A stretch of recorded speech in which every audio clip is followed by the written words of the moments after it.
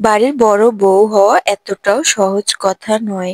Hello everyone, welcome back to my daily blog. তো চলো আজকে বাড়ির বড় বউদের কিছু কাহিনী শেয়ার করা যাক। সকালবেলা অনেক কাজকর্ম করা হয়েছে, এখন চলে আসছে রান্না করতে। কিছুদিন বলতে 2-3 দিন আগে আমার চাচাতো ননদের বিয়ে হয়েছিল, তো সেখানেই দাওয়াত ছিল। সেরকম একটা ভিডিও করতে পারিনি, কারণ প্রত্যেকটা কাজ আমার কাঁধেই ছিল, আর সবকিছু সামলাতে গিয়ে ভিডিও আর করতে পারিনি। তো খুবই ঘরোয়া ভাবে, খুবই সিম্পল ভাবে বিয়েটা হয়েছে, যার কারণে আমি 2 দিন বাজার করতে পারিনি। তো এই তো ছোট্ট একটু লাউ, তার মধ্যে অর্ধেকটা আমার রান্না হয়ে গিয়েছে আর অর্ধেকটাই ছিল। এখানে আমার ইন্দুরও একটু কেটেও ফেলেছে। তো এটুকু দিয়ে এখন বাড়ির সবার জন্য রান্না করতে হবে। একদিন পরেই হাট, আর এই হাটের জন্য অপেক্ষা করতেছি। তো এই 2 দিন আমাকে যেভাবে হোক রান্না করতে হবে, যে উপায়ে হোক। তো বাড়িতে যা যা আছে এটুকু দিয়ে এখন এই 2টো দিন আমাকে চালিয়ে নিতে হবে। তো ভাবছি এই লাউটা দিয়ে আর কি করা যাবে, 2 দিন ঘরে থেকে অনেকটাই পুষ্ট হয়ে গিয়েছে। তো এটা দিয়ে এখন যাই হোক কোনো একটা কিছু করে নিব। বাড়ির বড় বউদের কিন্তু দায়িত্বের শেষ থাকে না। তারা এত কিছু দায়িত্ব করার পরেও, বড় ছেলে তো থাকেই, যার কারণে বউরাও কিছু করে উঠতে পারে না। আর তাদের যে এত বড় দায়িত্ব থাকে, কিছু করেও সুনাম পাওয়া যায় না, এটাই হচ্ছে বড় কথা। এত কিছু করার পরেও দিন শেষে তো ওটাই শুনতে হয়, কি করো সারাদিন, তারপরেও তো শুনতে হয়।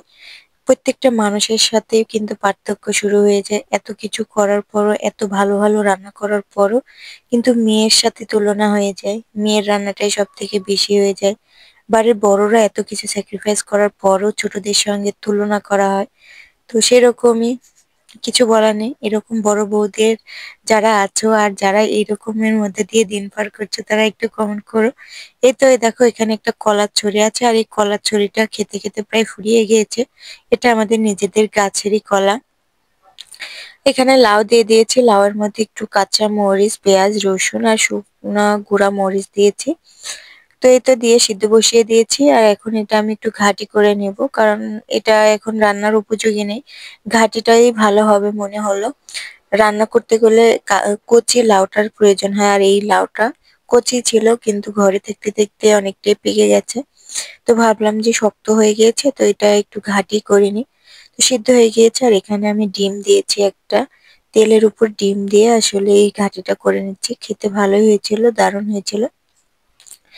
তো সবাই খাওয়া দাওয়া করে এদিকে চলে আসছে। আমার উঠানে কিন্তু প্রায় 70 মণ ধান আছে, আর এটা এখন উড়িয়ে নিতে হবে। 2 দিন ধরে এই ধানগুলো উড়িয়ে নেওয়া হয়েছে। খুবই ব্যস্ত ছিলাম, বললাম তো, ওই যে ননদের বিয়ে নিয়ে। তো এর মধ্যে আমার এই 2 দিন কোনো রকম ভিডিও করা হয়ে ওঠেনি। তো এই জন্য আর আপনাদের সঙ্গে সেরকম একটা ভিডিও শেয়ার করা হয়ে ওঠেনি। তো এই তো এখানে দেখো ধানগুলো উড়িয়ে নিচ্ছি, সবাই ভীষণ ব্যস্ত। তো আমি প্রায়ই তো ধান উড়ানোর সময় থাকি, তো আজকে আর থাকতে পারিনি, একটু নিজেও ব্যস্ত ছিলাম। তারপরও হচ্ছে এই তো আসলে ননদের বিয়েতে রোস্ট করার জন্য মুরগি কাটতে গিয়েছিলাম। মাঝে মধ্যে এসে আমি এখানে আবার ঝাড়ু দিয়ে দিচ্ছিলাম। এই তো দেখো একটা ঘর, কত বড় ঘর, পোয়ালে ভরে গেছে। অল্প একটু ফাঁকা আছে, আর উঠানে কিছু খ্যার আছে, ওইগুলো তুলে ফেলতে হবে। আরো কিছু মাঠে আছে যেগুলোতে কি করতে হবে, ওইগুলো নিয়ে এসে বিক্রি করে ফেলতে হবে। না হলে আলাদা করে বাড়ির সামনে কোথাও আমাকে এই পালা দিয়ে নিতে হবে। তো এখানে যেহেতু উড়ানো হয়ে গিয়েছে, কিছু আওয়ার এখানেই ছিল।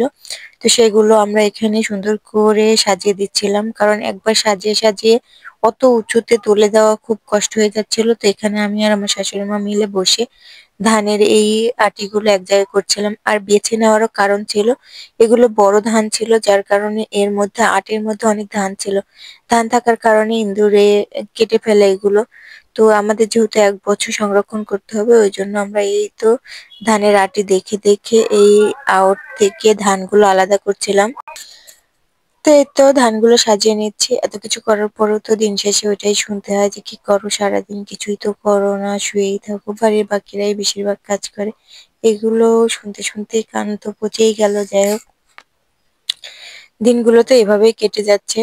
এই তো সামনে আবার নতুন বছর আসছে, তাকে বলতে চাই সারা বছরটা তো এভাবেই চলে গেল। সামনের বছরটা যেন আমার জীবনে সমস্ত আশা আকাঙ্ক্ষা স্বপ্নগুলো পূরণ হয়, আর ওই বছরটা যেন আমার লাইফে, আমার জীবনে যেন স্মরণীয় একটা বছর হয়ে থাকে। তো এই তো কাজ শেষ, এখন ঘরে চলে যাচ্ছি। তো আজকের মতো এই পর্যন্ত। সবাই ভালো থাকবেন, সুস্থ থাকবেন। আল্লাহ হাফেজ।